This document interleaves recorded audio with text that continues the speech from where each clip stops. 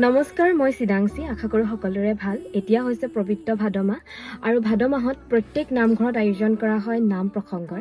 বলক আজি দেখাওঁ আমাৰ গাঁৱৰ নামঘৰত আইসকলে কেনেকৈ নাম প্ৰসংগ কৰে।